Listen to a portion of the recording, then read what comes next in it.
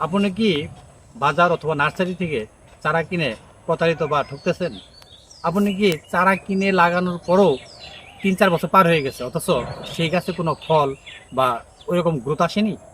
তাহলে আজকে ভিডিওটাতে আমি আপনাদেরকে 100% সফল এবং সঠিক চারা কেনার কৌশলগুলো দেখিয়ে দেব। অতএব ধৈর্য সহকারে মনোযোগ দিয়ে আজকে ভিডিওটা দেখতে থাকুন। দয়া করে কেউ স্কিপ করবেন না, টেনে টেনে দেখবেন না, তাহলে বুঝবেন না। চলুন তাহলে আমরা আজকে শুরু করি। আসসালামু আলাইকুম। মাস্টার গার্ডেনের পক্ষ থেকে সবাইকে জানাই আন্তরিক অভিনন্দন ও শুভেচ্ছা।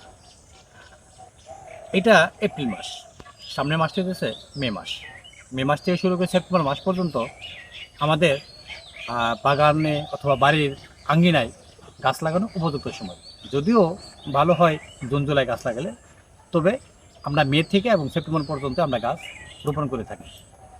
যখন যখন আমরা বাজারে যাই, রাস্তার ধারে যখন দেখি যে অনেকগুলো চারা নিয়ে কেউ দাঁড়ায় আছে বা কোনো নার্সারিতে যাই, তখনই আমরা আমাদের মনে একটা হয়, মানে আনন্দ জাগে যে একটা চারা নিয়ে যাই, ফলের অথবা বনজ। এই চারা আনেন, লাগান এবং কি মনে মনে চিন্তা করেন যে এই গাছ থেকে একসময় ফল আসবে, এই ফল পশু পাখি খাবে, আমার সন্তানেরা খাবে এবং প্রতিবেশী যারা আছে তারা খাবে। কিংবা কোনো যদি বনজ চারা যদি হয়ে থাকে, তাহলে সেখান থেকে ভালো কাঠ আসবে, ওই গাছে পাখিরা বাসা করবে। তারপরে যাচ্ছে এই গাছটা একসময় আমি বেশি দাম বিক্রি করতে পারবো, এতটুক আশা করে চারাগুলো আমরা কিনতে যাই। কিন্তু আমরা মনের ভুলে বা অজান্তেই কখন যে ভুল করে ভুল চারা কিনে বসি, সেটা আমরা খেয়ালও করি না। আজকের এই ভিডিওটা আপনাদেরকে আমি পরিপূর্ণভাবে দেখিয়ে দেবো ভিডিওর মাধ্যমে, যে আপনারা কী কী জিনিস দেখে চারাগুলো কিনবেন। আমরা 7টা কৌশল আছে চারা বাছাই করার, চারা চিনার এবং চারা এনে রোপণের কৌশলগুলো নিয়ে আজকে আমি কথা বলবো। তো তাহলে আমরা শুরু করি।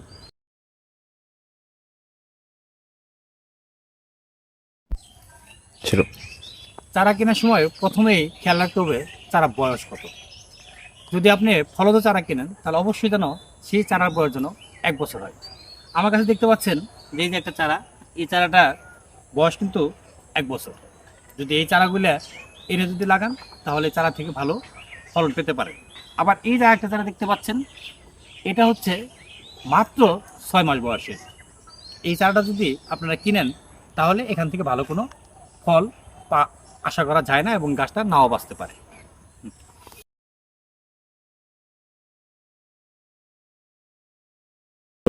হ্যাঁ, তারপর হচ্ছে যে আমরা সুস্থ এবং সতেজ গাছগুলো বাজার থেকে ক্রয় করবো। এখন কি দেখে বুঝবো যে এটা সুস্থ সবল? কেনার সময় অবশ্য আপনি দেখতে হবে যে গাছের পাতাগুলো একদম সবুজ কিনা, হলুদ হয়ে গেছে বা গাছ ঢুলে পড়ছে, এরকম চারা আমরা কখনোই কিনবো না।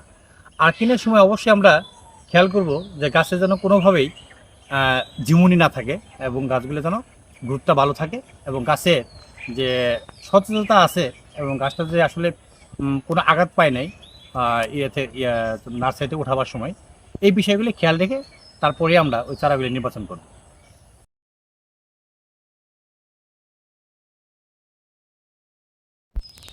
তারপর আমরা খেয়াল রাখবো যে গাছে কোনো রোগ ব্যাধি আক্রান্ত করেছিল কিনা। দেখতে পাচ্ছেন আমার হাতে যে গাছটা, এইটাতে বেশিরভাগ পাতাই কিন্তু পোকায় খেয়ে ফেলছে। এবং যদি এই পোকায় আক্রান্ত যদি কোনো গাছ থাকে, তাহলে আমরা সেই গাছটা এড়িয়ে চলবো। এবং এটা দেখার একমাত্র উপায় হইতেছে আপনি গাছের উপরে পাতায় দেখবেন এবং গাছের পাতা উল্টে দেখবেন যে সেখানে আছে কিনা, পোকার কোনো বাসা আছে কিনা এবং গাছে কোনো ছত্রাকের কোনো আক্রান্ত আছে কিনা বা ছত্রাকে ধরেছে কিনা। যদি থাকে, তাহলে আমরা অবশ্যই ওই চারাটা নিব না এবং সুস্থ চারা আমরা বাছাই করে নেব।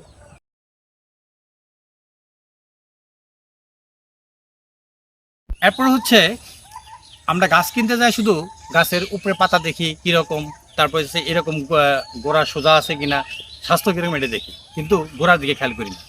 দেখেন, এই গাছের শিকড়গুলো সম্পূর্ণটাই ব্যাগ থেকে বেরে বাইরে চলে এসেছে।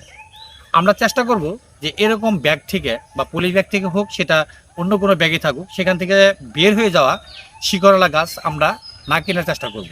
যদি আমাদেরকে কিনতেই হয় যে না এরকম শিকড়ওয়ালা কিনবো, তাহলে অবশ্যই এই চারাটা কিনে নিয়ে বাড়িতে 5 থেকে 7 দিন ছায়াযুক্ত স্থানে রেখে দেবেন, তারপর গাছটা রোপণ করবেন। যদি আপনি এটা নিয়ে আজকে কিনে কালকে যদি রোপণ করেন, তাহলে গাছটা মারা যাওয়ার সম্ভাবনা আছে।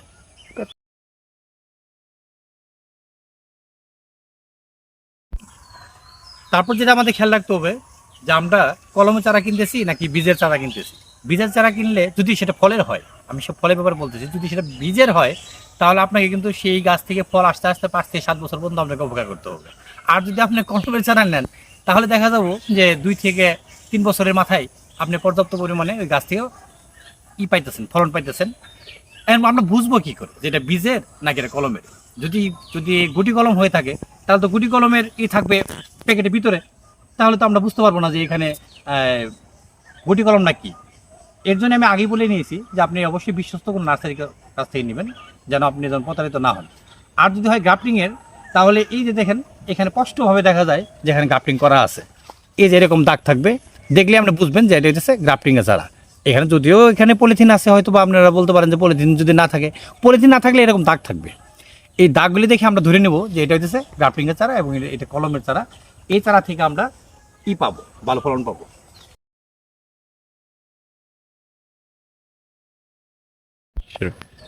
সবচেয়ে মারাত্মক যে ভুলটা আমরা বাজারে যাই করি বা অথবা নার্সারি যাই করি, সেটা হচ্ছে দেখেন আমার এই গাছ দুটো বয়স সর্বোচ্চ 7 মাস থেকে 10 মাস হলো। এই গাছে এই যে দুটি আম দেখতেছেন, দুটি আম এখানে ছিল একটা, এখানে ছিল একটা, এটা আমি নিজেই আমগুলো খুলে ফেলাই ছিঁড়ে দিছি। আমরা বাজারে যখন দেখি যে এত ছোট গাছে মুকুল আসছে বা ফুল আসছে অথবা ফল ধরছে, তখন আমরা মনের আনন্দে খুশিতে ওই চারাগুলো কিনি। কিন্তু এতে যে কত বড় ভুল হয় আমাদের, সেটা হচ্ছে এই যে আপনার এই গাছটা গ্রোথই হয়নি, অথচ এই গাছ থেকে যদি ফল আসে, আপনি যদি ওই ফল সহ এই বছরই কিনে এই বছর যদি লাগান, তাহলে এই একটা বছরে ফল পাবেন, আগামী বছর থেকে আর কখনোই এই গাছে ফল আসবে না। অতএব আপনি জাত দেখে যদি কিনতেই চান, যেমন ধরুন আমার কাছে যে আম ধরে দেখতেছেন, এই দুইটা আমি হইতেছে গৌরমতি জাতের।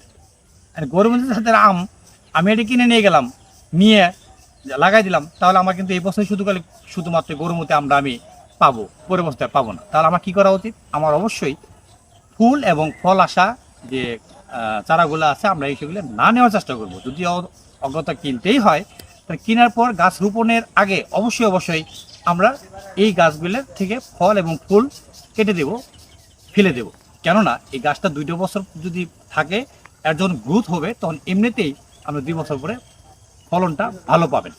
আর যদি এখনই একটা দুটো আমের আশায় যদি গাছ লাগান, তাহলে আর 2 বছর পরে থেকে কোনো ফল এবং ফল পাবেন না। কারণ হাইব্রিড জাতের হাইব্রিড জাতের গাছগুলো এবং হইতেছে আপনি এরকম গ্রাফটিং করা কলমের চারাগুলো অল্প বয়সেই আসে। কারণ এই গাছগুলো যখনই তাড়াতাড়ি ফল দেয়, আমরা এই আশায় তো নিয়ে বাড়িতে লাগাই, কিন্তু এত দ্রুত আশা করাটা মনে হয় ঠিক হবে না। আপনাদের অবশ্যই উচিত যেখানে ফুল এবং ফল আছে সেই চারা যদি আপনার নেন, তাহলে অবশ্যই সেটা কেটে তারপরে গাছটা রোপণ করবেন। আর তারপরে আপনাদের অতিরিক্ত 2টা টিপস দিয়ে রাখি। একটা হচ্ছে যে যদি করেন চারা কিনেন, একটা চারা কিনেন বা 5টা চারা কিনেন কিংবা 100 চারা কিনেন, প্রথমে চারাগুলোকে নিয়ে এসে মাটিতে রোপণ করবেন না। আপনার বাড়িতে নির্দিষ্ট একটা ছায়াযুক্ত জায়গায় 5 থেকে 7 দিন রেখে দেবেন। রেখে দেওয়ার পর 5-7 দিন পরে সে চারাগুলোকে রোপণ করবেন। যদি আজকে কিনে কালকে যদি রোপণ করেন, আপনি গাছটা নাও বাঁচতে পারে। আর হইতেছে গাছ রোপণের সময় হচ্ছে বিকালবেলা। লাগানোর সময় একটা বিষয় খেয়াল রাখবেন যে যদি বৃষ্টি না থাকে বা সেচ ব্যবস্থা যদি না থাকে, তাহলে অবশ্যই আপনাকে চারাগুলোকে এইভাবে একটা পানিতে এরকম ভিজিয়ে রাখবেন। ভিজিয়ে রাখলে দেখবেন, দেখতে পাচ্ছেন যে আমার কিন্তু এই প্যাকেটে পানিগুলো ঢুকতেছে। এইভাবে ভিজিয়ে রাখার পর যদি আমি তুলে নিয়ে তারপর যদি লাগাই, তাহলে আপনি যদি 5 দিন পর্যন্ত পানি দিতে যদি নাও পারেন, সেচের ব্যবস্থা যদি করতে যদি নাও পারেন, তবুও আপনার গাছটা মারা যাবে না এবং গাছটা খুবই ভালোভাবে বৃদ্ধি পেতে থাকবে। তো এই ছিল আজকের আলাপ আলোচনা। আশা করি যে আমরা যে 7-8টি বিষয়ের কথা বললাম, এই বিষয়গুলি খেয়াল রেখে যদি আমরা যদি চারা কিনি, তাহলে অবশ্যই আমাদের চারাগুলো কাঙ্ক্ষিতভাবে আমাদেরকে ফলন দেবে এবং ভালোভাবে বেড়ে উঠবে। যদি আমাদের এই ভিডিও ভালো লেগে থাকে, এরকম আরও যদি আপনারা ফ্রুটফুল ভিডিও যদি আশা করেন, তাহলে অবশ্যই মাস্টার গার্ডেন ফেসবুক পেজটাকে ফলো করবেন এবং মাস্টার গার্ডেন বারোমারি নামে যে ইউটিউব চ্যানেলটা আছে, ওই চ্যানেলে আপনারা সাবস্ক্রাইব করবেন এবং বেল বাটনে ক্লিক করে রাখবেন। দেখা হবে আবার। ধন্যবাদ সবাইকে।